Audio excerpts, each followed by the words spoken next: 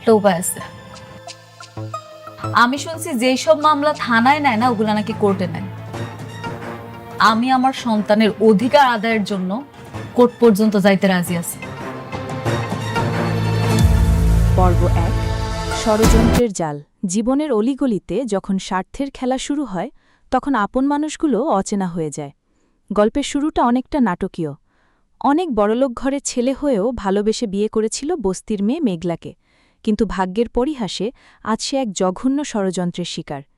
রাতুল নামের এক ধূর্ত লোক, যে কিনা মেঘলার বাবার সম্পত্তি আর অনেকের ব্যবসার ওপর চোখ রেখেছে, সে মেঘলাকে ভুল বুঝিয়ে এক ভয়াবহ খেলার সূচনা করে।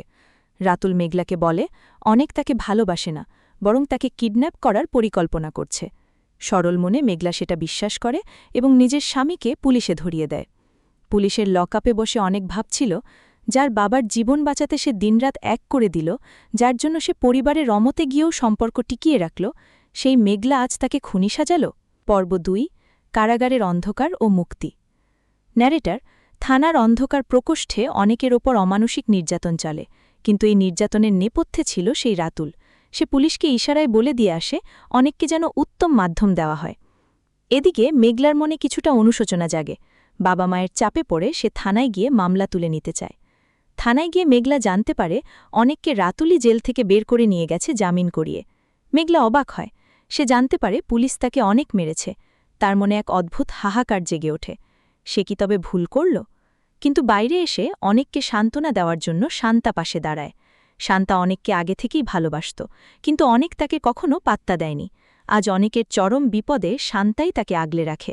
অনেক ব্যথিত কণ্ঠে শান্তাকে বলে, আমি যার জন্য সবকিছু জমা রেখেছিলাম সে আমাকে এই প্রতিদান দিল।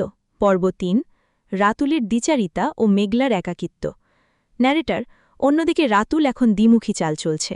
একদিকে সে শান্তার বাবার কাছে দিয়ে বলছে সে শান্তাকে বিয়ে করবে না, সে মেঘলাকে বিয়ে করবে, কারণ মেঘলার গর্ভে অনেকের সন্তান, আর মেঘলাকে বিয়ে করতে পারলেই সে ১,০০০ কোটি টাকার সম্পত্তির মালিক হতে পারবে।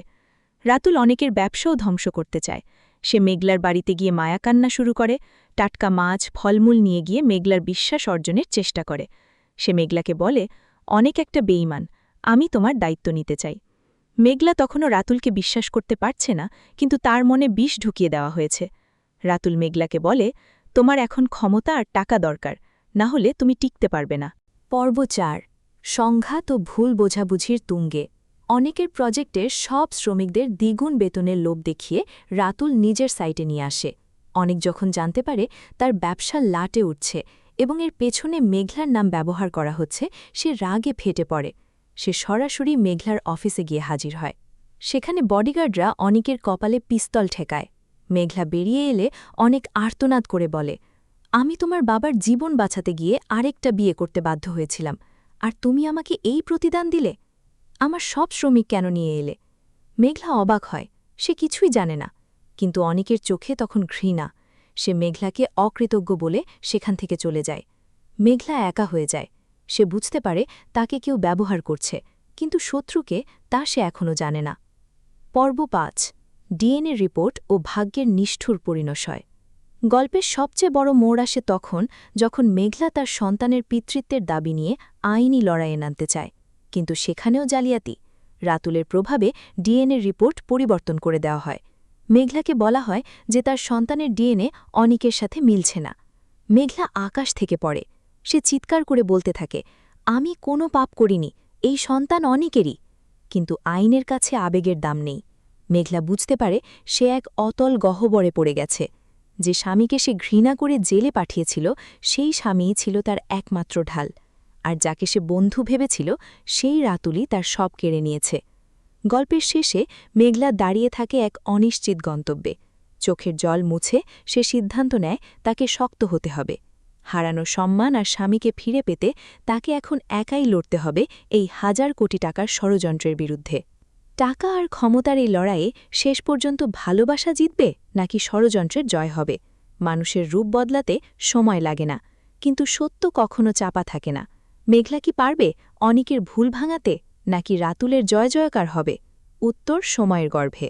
পর্ব ৬ মেঘলার বোধোদয় ও একাকী লড়াই।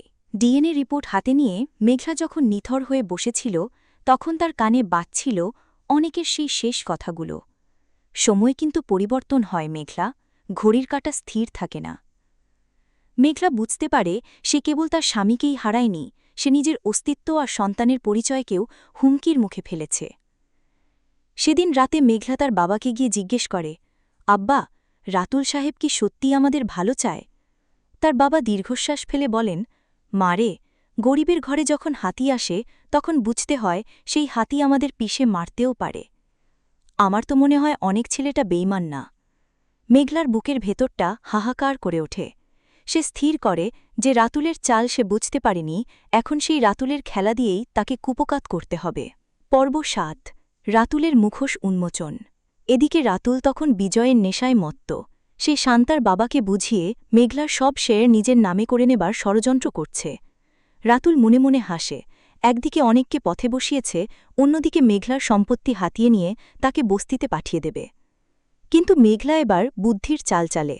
সে রাতুলকে ডেকে পাঠায় এবং অত্যন্ত নমনীয় স্বরে বলে, রাতুল ভাই, আমি সিদ্ধান্ত নিয়েছি আমি আর কোম্পানি চালাতে পারছি না, আমি সব দায়িত্ব আপনাকে লিখে দেব।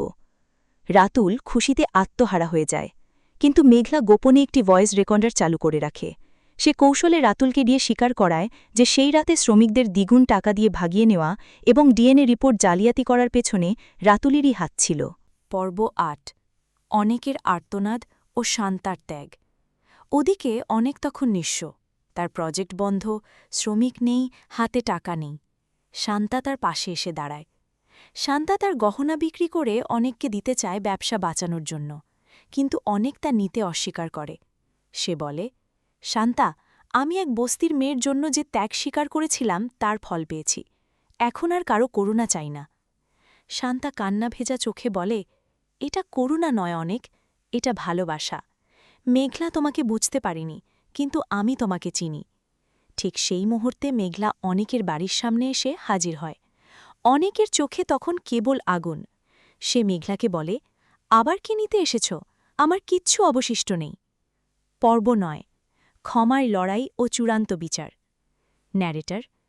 মেঘলা কথা বলে না, সে কেবল তার ফোন বের করে সেই রেকর্ড করা অডিওটি ছেড়ে দেয়, যেখানে রাতুলের অট্টহাসি আর সব ষড়যন্ত্রের স্বীকারোক্তি স্পষ্ট শোনা যাচ্ছিল। অনেক স্তম্ভিত হয়ে যায়। মেঘলা অনেকের পায়ের কাছে বসে কাঁদতে কাঁদতে বলে, আমি না বুঝে তোমাকে অনেক বড় শাস্তি দিয়ে ফেলেছি, আমাদের সন্তানের পরিচয় আজ সংকটে, আমাকে ক্ষমা করো। অনেক স্তব্ধ হয়ে দাঁড়িয়ে থাকে। ঘৃণা আর ভালোবাসার এক অদ্ভুত দ্বন্দ্বে সে জড়িয়ে পড়ে, কিন্তু তার সন্তানের কথা ভেবে সে মেঘলাকে তুলে ধরে। তবে রাতুলকে এত সহজে ছেড়ে দেওয়ার পাত্র অনেক নয়। সে পুলিশকে খবর দেয়, এবং রাতুল যখন মেঘলার অফিসে গিয়ে শেয়ার হস্তান্তরের কাগজ সই করতে আসে, তখনই পুলিশ তাকে হাতে নাতে ধরে ফেলে। পর্ব ১০, নতুন সূর্যোদয়। ন্যারেটর। রাতুল গ্রেফতার হয়। তার জালিয়াতি আর খুনের ষড়যন্ত্র, যেটা সে অনেকের ওপর করেছিল, সব ফাঁস হয়ে যায়। ডিএনএ ল্যাবের সেই অসাধু ডাক্তারকেও ধরা হয়, যে টাকার বিনিময়ে রিপোর্ট বদলে দিয়েছিল। দ্বিতীয়বার ডিএনএ টেস্টে প্রমাণিত হয় মেঘলার পেটের সন্তান অনেকেরই। সমাজ আর মানুষের কটুকথা থেমে যায়। অনেক তার ব্যবসা ফিরে পায়। তবে মেঘলা আর আগের মতো জেদি বা অহংকারী নেই। সে বুঝতে পেরেছে আভিজাত্য টাকা বা ক্ষমতায় নয়, আভিজাত্য থাকে বিশ্বাস আর ভালোবাসায়। ন্যারেটর। গল্পের শেষে দেখা যায় অনেক এবং মেঘলা তাদের অনাগত সন্তানের জন্য একটি নতুন পৃথিবীর স্বপ্ন দেখছে। শান্তা তাদের জীবন থেকে সরে যায় এক বুক কষ্ট নিয়ে, কিন্তু সে খুশি যে অনেক তার হারানো সম্মান ফেলে পেয়েছে। মেঘলা আজ বুঝেছে যে হাতটি তাকে আগলে রাখতে চেয়েছিল, সেই হাতটিই ছিল তার সবচেয়ে বড় সম্পদ। উপসংহার। টাকা আসে, টাকা যায়, ক্ষমতা থাকে, আবার ফুরিয়ে যায়, কিন্তু দিন শেষে মানুষের কপাল তার কর্মেই নির্ধারিত হয়। অকৃতজ্ঞতার মেঘ কেটে গিয়ে শেষ পর্যন্ত ভালোবাসার সূর্যই উদিত হল অনেকের জীবনে। আপনাদের মূল্যবান কমেন্ট আমাকে অনেক অনুপ্রেরণা দেয়, তাই কে কোথা থেকে দেখছেন জানাতে ভুলবেন না। লাইক দিয়ে পাশে থাকুন, আর পরবর্তী চমৎকার সব ভিডিও পেতে এখনই চ্যানেলটি সাবস্ক্রাইব করে রাখুন। ইনশাল্লাহ সামনে আরও ভালো কিছু নিয়ে আসব।